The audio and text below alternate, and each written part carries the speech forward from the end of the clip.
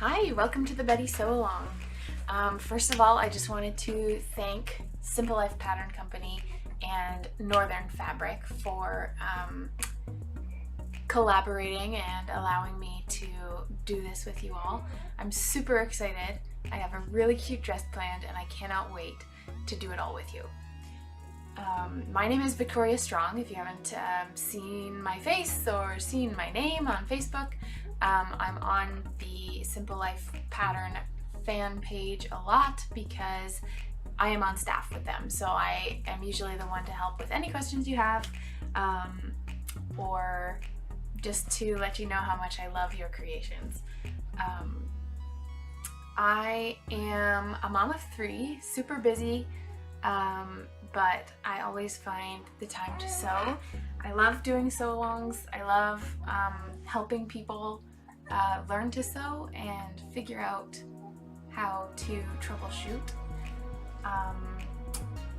I've been sewing for about 18 years. My grandmother taught me how to sew when I was very young.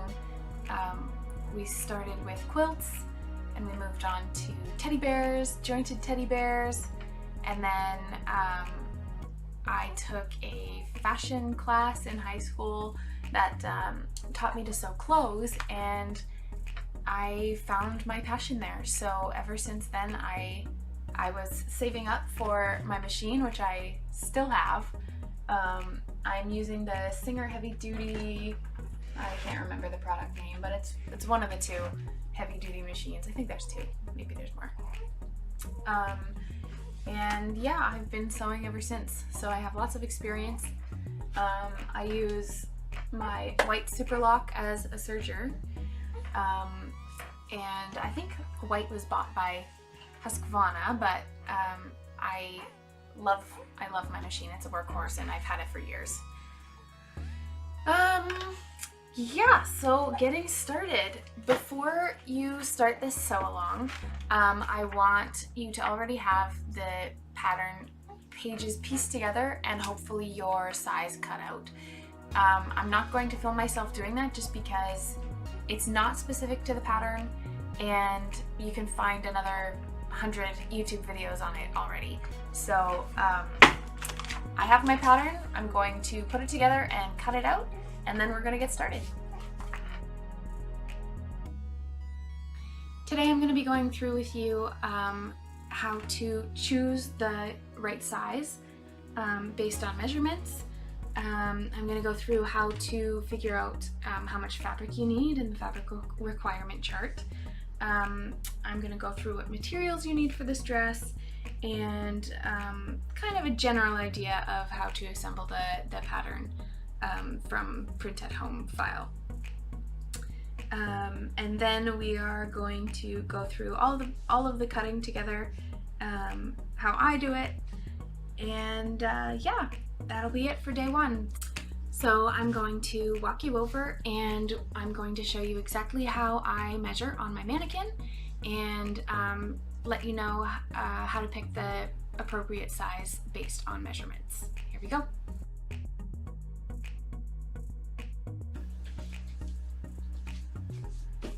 Okay, now what I'd like to do is show you how I choose the appropriate size for the Betty dress that I do. So, measuring tape. So to measure for the chest, you're going to want to measure around the widest part of the chest, right under the armpits, right under the arms at the widest part, and that will give you the appropriate measurement for the chest. The waist, you're going to want to go right in between the hip bone and the rib cage and measure right in that smallest part. So make sure that when you go up or down, it doesn't get any smaller. You're right at the smallest part of the waist, and that's where you're going to want to measure for the waist. For the hips, you want to measure again around the biggest part of the hips. So that's right around the widest part of the bottom. And that's how you will measure for the hips. The hip measurement for Betty doesn't matter all that much because the bodice stops at the waist, so and then flares out. So we're going to choose our size based on the chest measurement. And depending on what size your chest measurement is and what size the waist measurement is, you can grade in or out for the waist between two sizes. Also, for the height, you're going to measure obviously the very top of the head down to the floor, and that is the child's height. But you can also measure the length of the dress, which is also included in the Betty pattern. So to do that, you put the top of your measuring tape right at the top of the shoulder, the highest point of the shoulder, and measure all the way down to where you want the dress to hit. And that is how you can pick a height for your Betty pattern.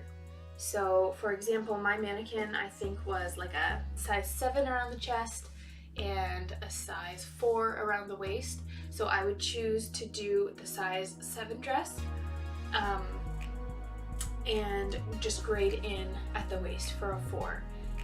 And if I wanted, say it was in fact a 4-year-old, and so the height of a size 7 would be too long, I could decide to just measure the dress and see what size that dress length coordinates with, and then I would do the width of a 7, grade it in at the waist, and the height of a size 4. So that is how you can choose the perfect size for your child.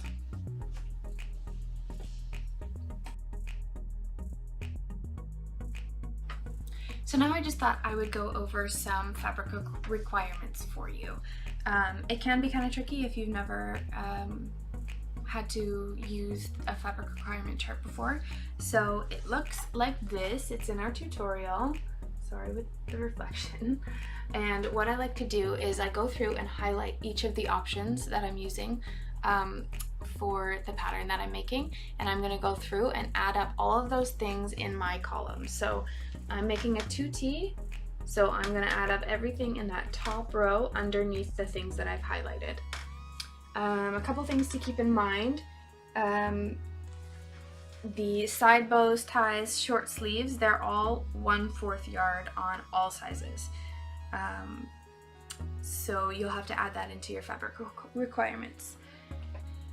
If you have directional fabric, you'll want to stick pretty closely to the fabric requirements because you won't be able to kind of finagle your fabric very much with a directional print. That being said, the fabric requirements are still pretty generous. So you may end up ordering too much, which is always better than ordering not enough. If you're using non-directional fabric, it is much easier to maneuver your fabric in ways that you can get more of your pieces out of the scraps. So chances are, if you're using a non-directional fabric, you will not need as much fabric as the fabric requirement chart says.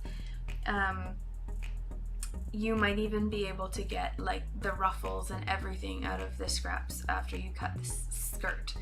So yeah, just keep that in mind when you're ordering fabric. You might order too much, but it's better than ordering not enough.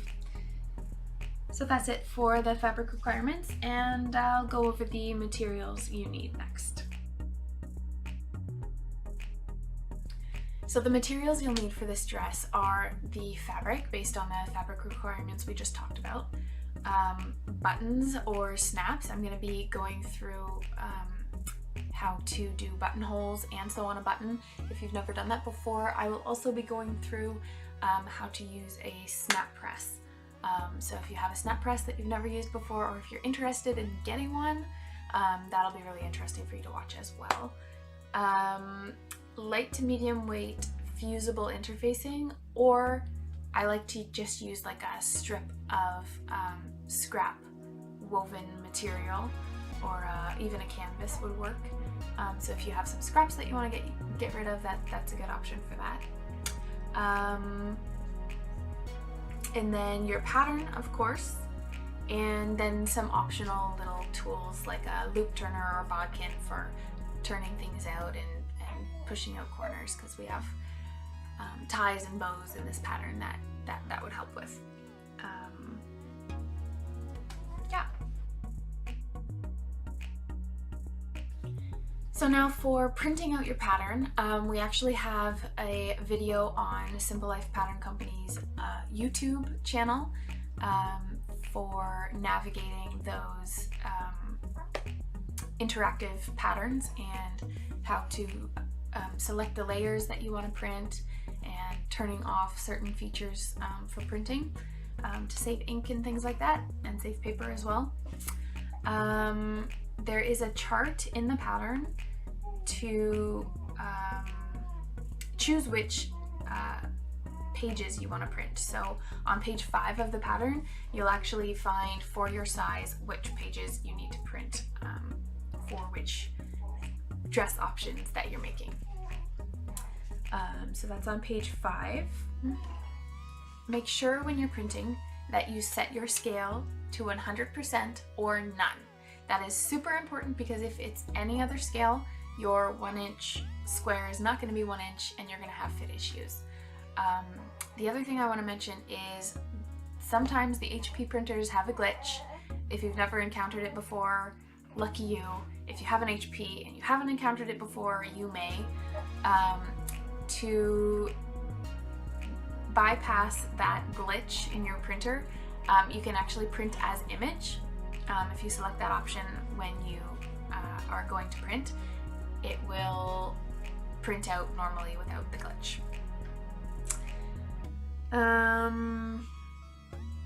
Yeah, so then you'll just tape your pattern together, cut out the appropriate size that we discussed when choosing the right size, and then you always need to make sure that your 1-inch square is in fact 1 inch, both height and width, and then you can cut out your size. Okay, now we're gonna get cozy and do some cutting together. So, the first thing we're gonna cut is the biggest piece, because with this pattern, especially if you don't have a directional fabric like I do, you can usually get the other pieces kind of out of the scraps if you can finagle a little bit. So I always like to cut the biggest pieces first. So this skirt is going to be extra big because it's not just a circle skirt, it is a gathered circle skirt. Look at how beautiful this fabric is. This fabric is from Northern Fabrics. It's a Canadian fabric company and they do like custom fabric. And I have really enjoyed sewing with their stuff. It's really good quality. Okay, so this is going to be upside down.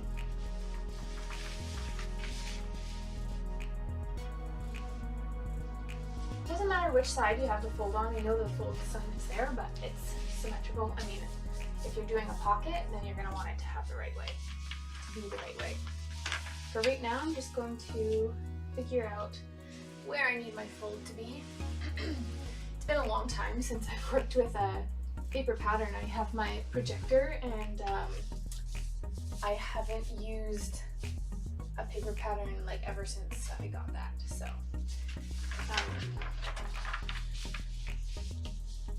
I am actually going to do the pocket version on this one, I think. I already have my other version cut and I didn't do a pocket on that one, so I think I will on this one. These are the wrong scissors.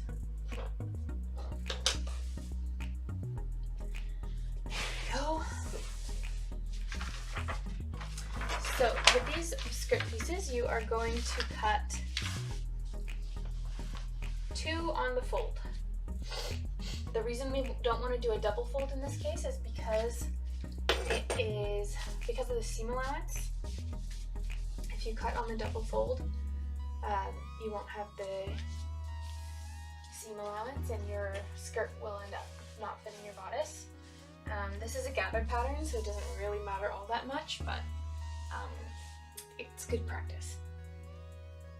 Okay, I get my rotary cutter.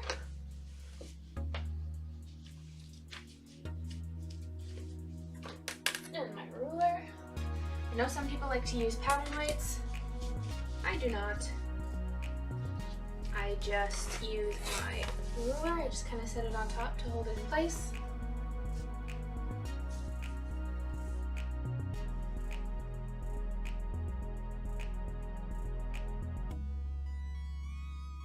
And then when I go straight across here,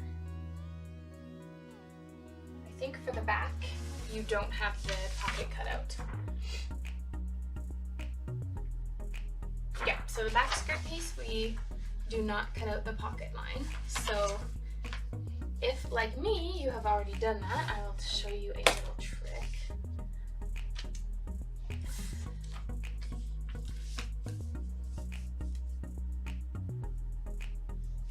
we go.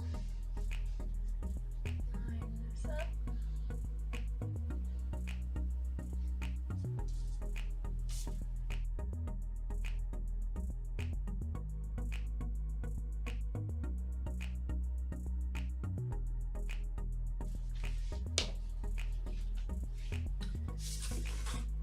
Alright, so there is the back skirt cut out. Fold that and put it to the side. And now we know where our fold needs to be for the next skirt.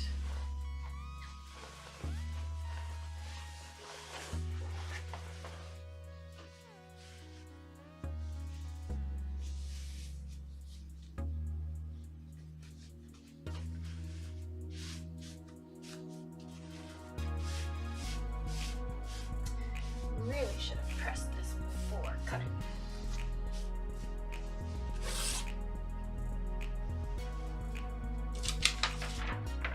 Okay, so this time it's going to be for the front of the skirt.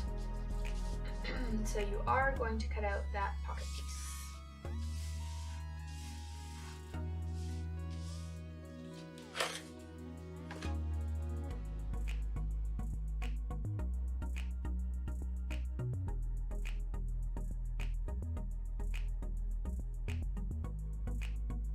There we go, we have our front skirt now. So we are done with the skirt. Now I'm going to start with the pocket pieces and the sleeves. So the first thing I want to say about the pocket pieces is if you're doing the circle skirt, make sure you're cutting on the solid line. And if you're doing the gathered skirt and you want to do pockets, then you cut on the dotted line.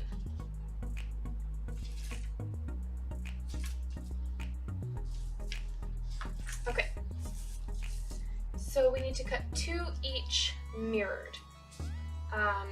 This one is the pocket lining, and it will not be visible on the outside of the dress. This part of this will be visible, like the bit above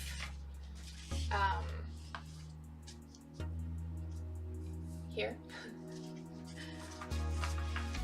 So we need to cut 2 of each of those.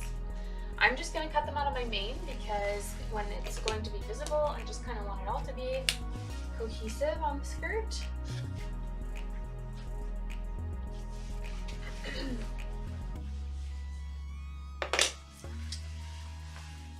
I'm folding my fabric over, but I'm not cutting on any folds.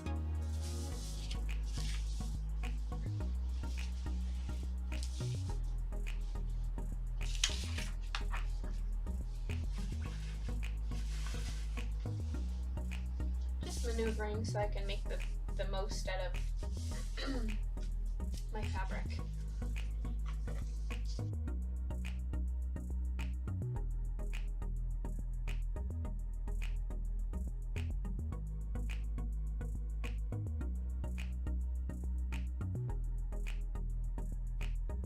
Okay, so we have 2 mirrored pocket pieces. Voila. Put those with our cut skirt pieces.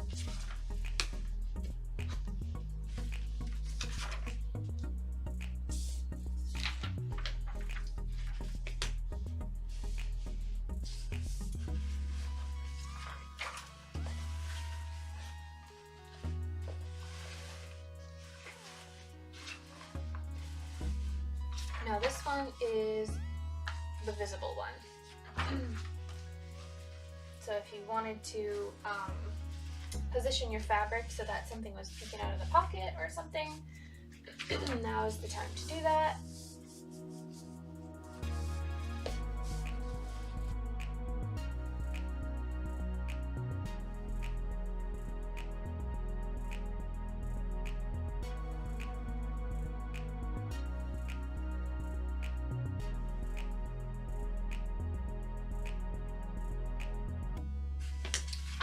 Okay, 2 mirrored pocket bags.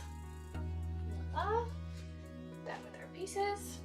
You can also label them or pin your pattern pieces to your cut fabric if you need help keeping track of all your pieces. I know some of these versions have a lot of pieces and they can get a little bit tricky to keep track of, so I like to cut off all of my little bits so that it's not so overwhelming. Okay, so this is the long sleeve version. There's also a 3/4 sleeve version and a short sleeve version. I think I'm going to go with the short sleeve version for this.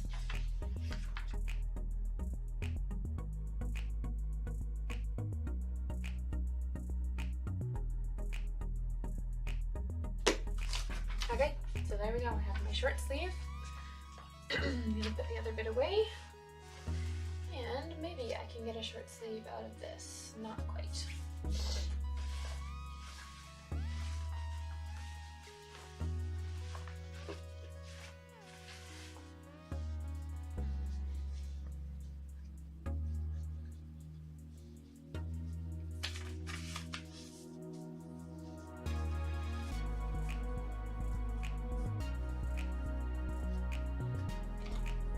Okay, so we're going to cut that on the fold.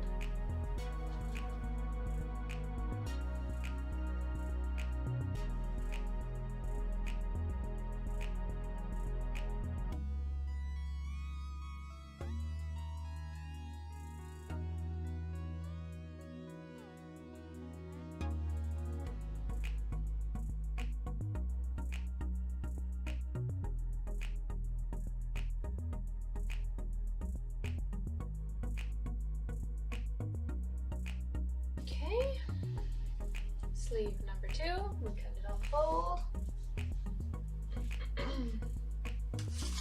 Put our sleeve piece away.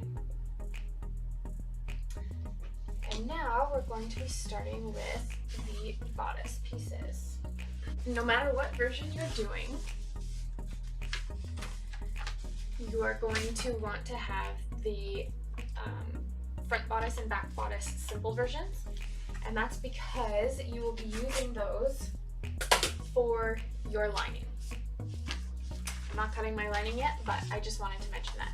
If you're doing the simple version, you're not doing any color blocking on the bodice, these are the pieces that you're going to use. You'll cut the front bodice on fold, and you'll cut 2 mirror images of the back.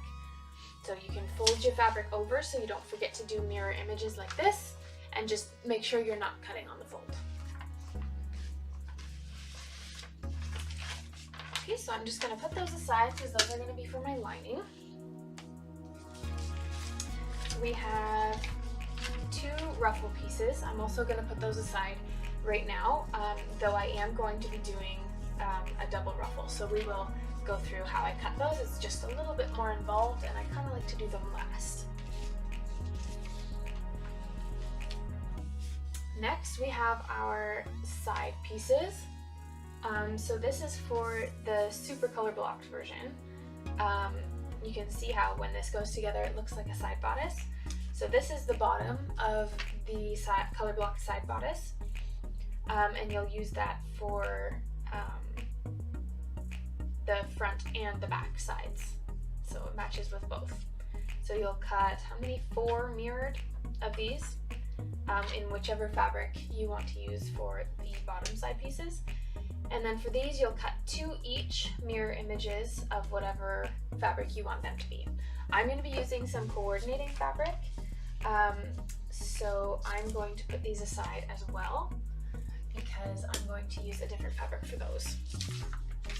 If you're not doing the color blocked version, but you're still wanting to do the flounces or have the seams, you'll use these pieces. So there's the side back bodice and side front bodice, and you will cut 2 mirror images of those.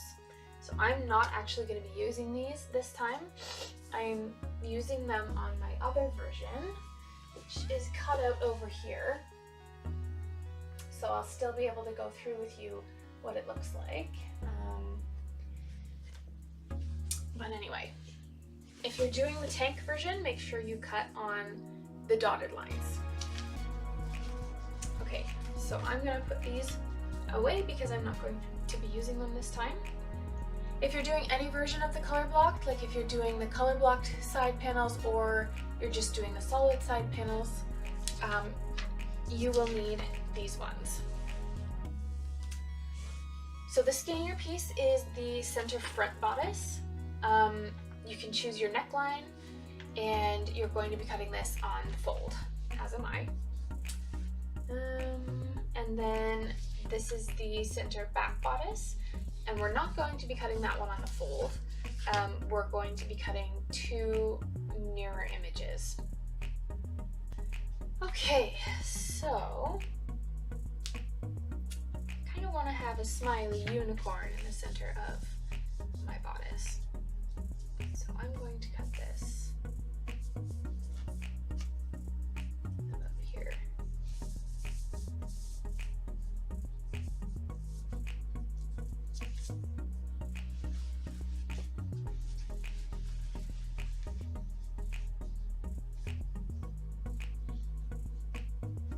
I line up my fold with my fabric piece.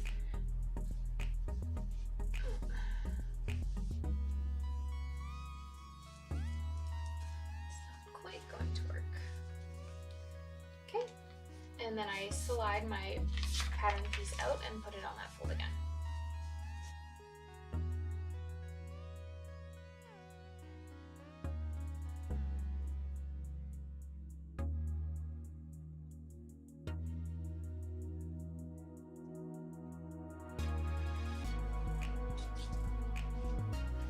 Okay, smiley little unicorn. So there's my main centerpiece. So for the gathered circle skirt ruffle, you'll use the exact same method that I did for the regular gathered skirt ruffle, using the measurements for the gathered circle skirt ruffle on the chart, and you are going to cut 5 of those. It is a lot of ruffling for a gathered circle skirt, and it has an excellent, gorgeous finish. So if you want to do that and follow along with me, you can.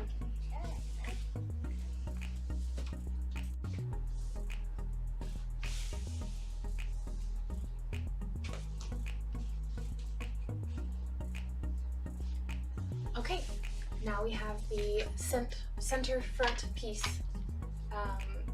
finished, and we are going to cut out 2 main mirrored back center pieces. So for this, I always like to fold over my fabric so that I know that I have 2 mirror images. Sorry, I'm gonna put my hair back. Okay, so for this one, I am not going to cut on the fold. I'm just gonna cut 2 mirror image. perfect amount of fabric right here.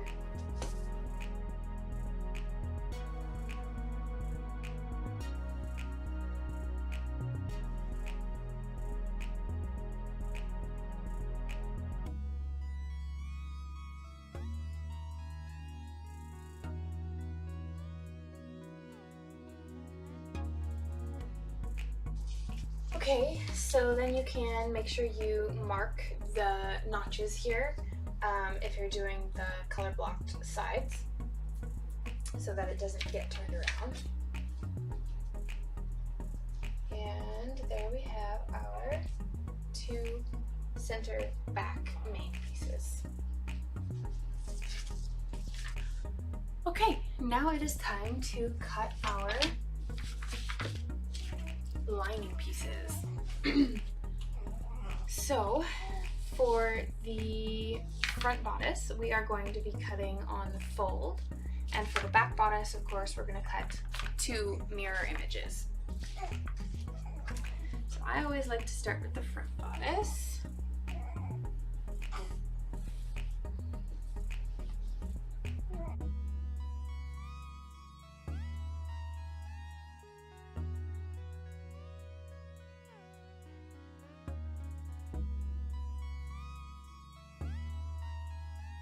Sleeveless version, make sure you're cutting on the dotted line.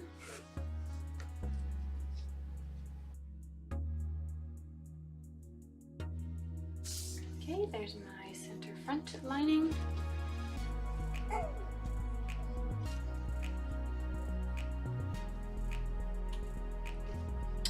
right here we will do our back lining.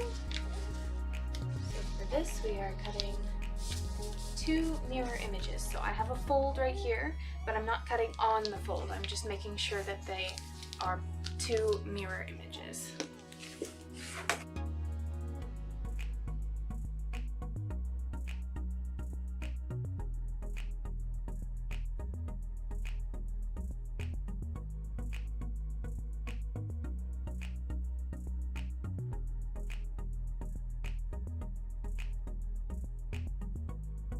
Okay, so now I have 2 mirror image back lining pieces.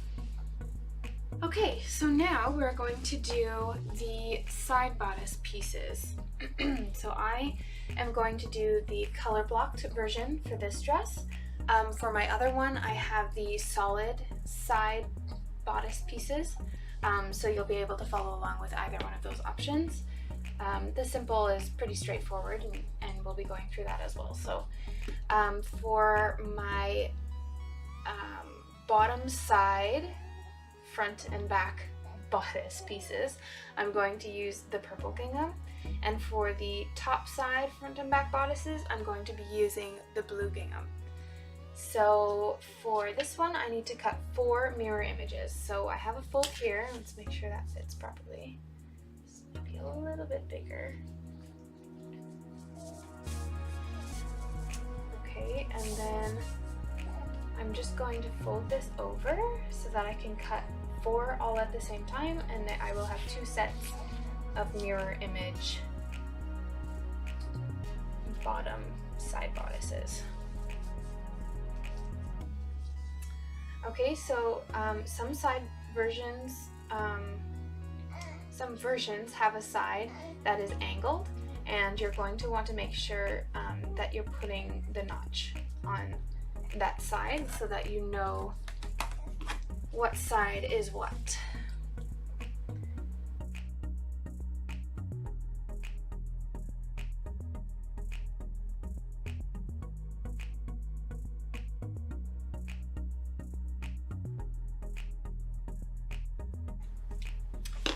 Okay, so now as you can see, I have 1, 2 mirror images and 1, 2 mirror images. Next, we're going to do the top side bodice pieces. So you have 1 for the front and 1 for the back, and you're going to cut 2 mirror images of each of them. Again, remember, if you're doing the sleeveless version, make sure you cut on the dotted line.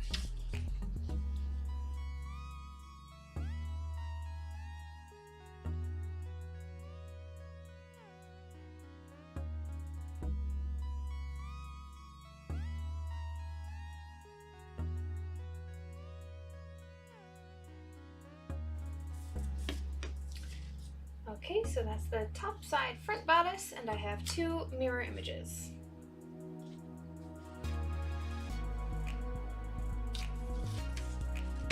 I like to put that to the side so I don't get confused. And then we'll do the top side back bodice. So we're going to do the exact same thing. We're not going to cut on a fold, we're just cutting 2 mirror images.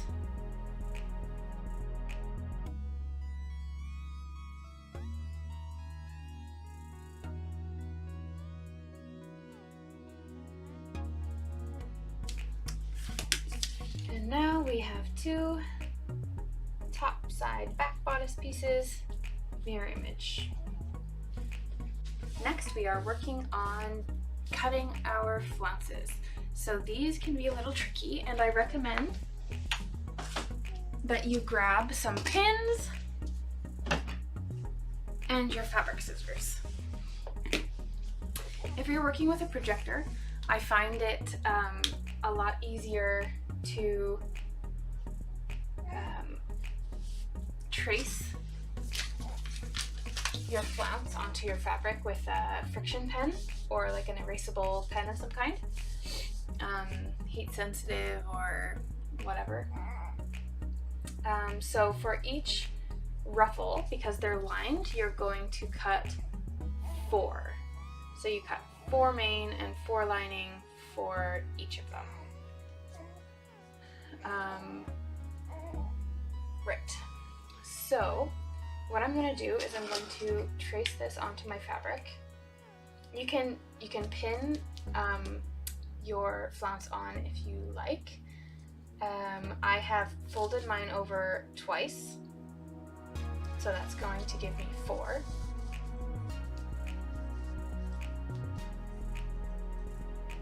And then I will fold it over again so that I will have 8, because I'm going to do the lining in the same fabric.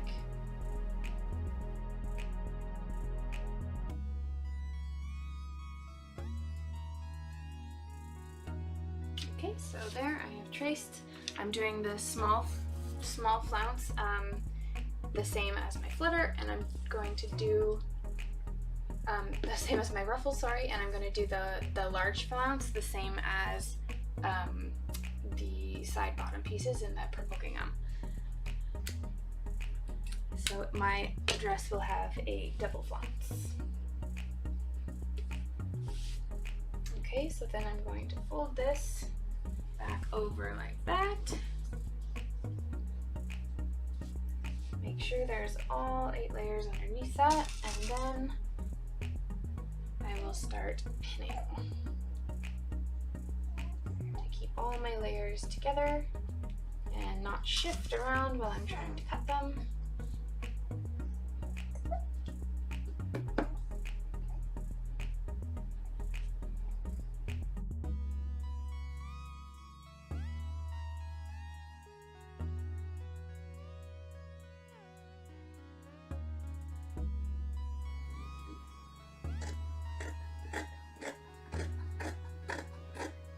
To cut out the whole square of fabric that I'm working with, just because it makes it easier to maneuver in my hands. You're gonna want to make sure you have really nice sharp scissors if you're doing all 8 layers at once. Okay, so I start with this center line. And I just start cutting around.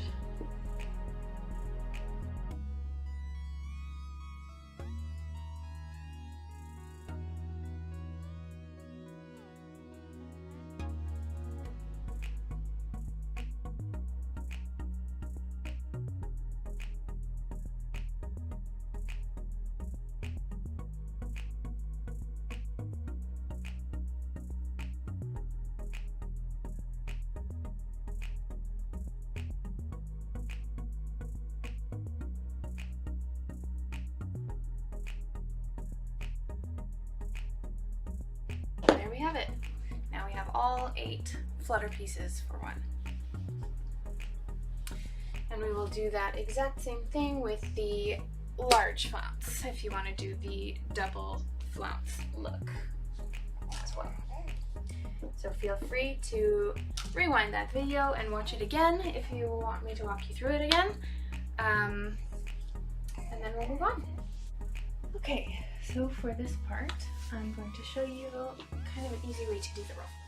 So I take the width measurement of my ruffle, which in my case is 32 inches. And I know that my ruler only goes to 24. So what I do is I slash the width of the ruffle in half, which would equal 16. And then I cut it on the fold. Okay, so for this to work, I need a fold on one of my edges and a perpendicular straight edge. I've already cut one of my ruffles, so I know that this is a nice straight edge. So the next thing I do is I need to make sure that it's a 9.5 length. That's the measurement for my ruffle. Yours may be different. Okay, so the way I do that, there's two ways. First of all, I have it lined up on my mat to 0, and I can just see on my mat that right here is 9.5. However, if you don't have a mat with a grid, you can just measure straight across the fold like this and use a friction pen to mark where 9.5 is. And then you'll mark your length here. In my case it's 16, so along this edge I'll do a little mark at the 16 inches. Then I'll measure straight across here at 9.5, do a little mark there, and make sure straight across here is 16, which it is. Perfect.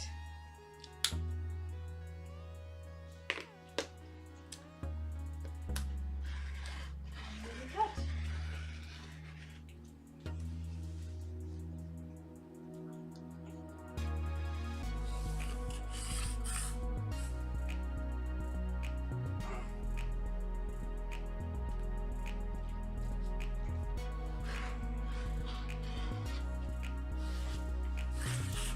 And there we have it. To cut your other ruffle, if you want me to show you how to do it again, just rewind the video and you can watch that again. Okay, so the final thing we need to do is cut all the stuff from the cut charts. So I don't have mine printed out, I just have mine on my iPad here. I'm gonna read it as I go. So for my option, I am choosing with this dress to do the side bows. For the other dress, I'm doing the side ties. So for the side ties, you need to cut 4. I've already gone ahead and done that. For the side bows, you need to cut 8 that are in whatever fabric you want to have your side bows in. So I'm going to use my main fabric for it, and I'm going to cut 8 of those, and then I'm going to cut 1 side bow center.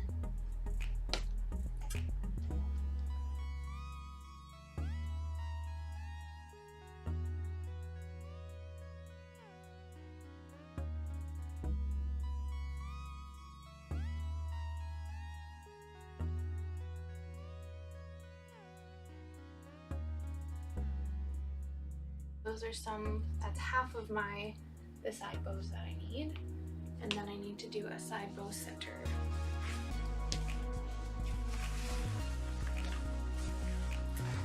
I'm going to bring back out the main fabric.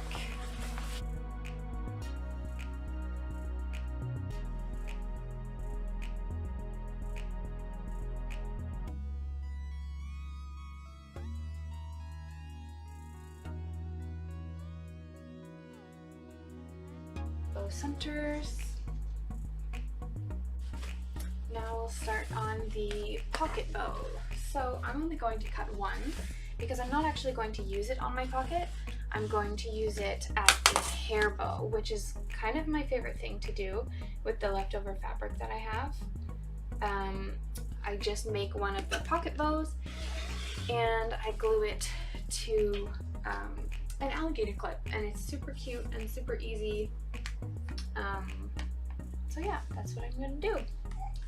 So first, for the pocket bows, you need 4 measures of whatever's in the chart. So mine is 3.25 by 4.75.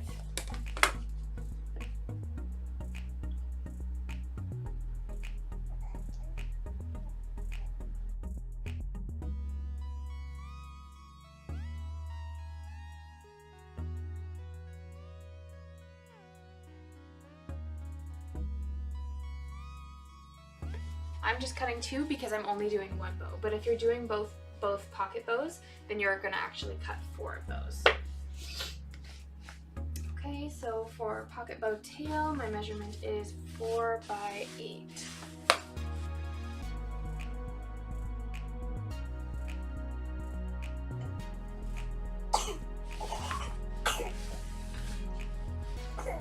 Bless you.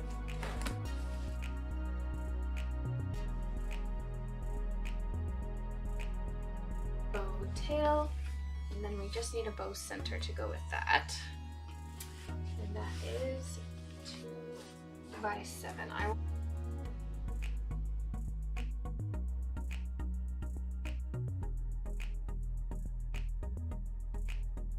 Okay, that will probably be divided in half for the bow center. Okay, and the last thing we need is to cut the placket. Now, I don't think it says anywhere in here, but the important thing to remember with a placket is that it needs to be cut on an angle to make it a little bit stretchy. Where should I do this?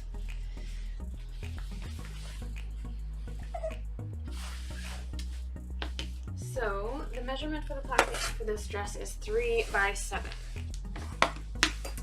So what I like to do is find a little corner so that I can see the perpendicular lines of my fabric. I can see there's a straight line here and a straight line here, so my placket is going to go diagonally like this. At the bottom, we need to have 3 inches.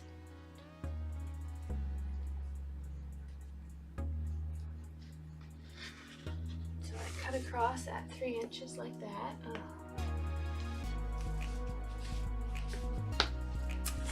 And then I measure up 7 inches from there.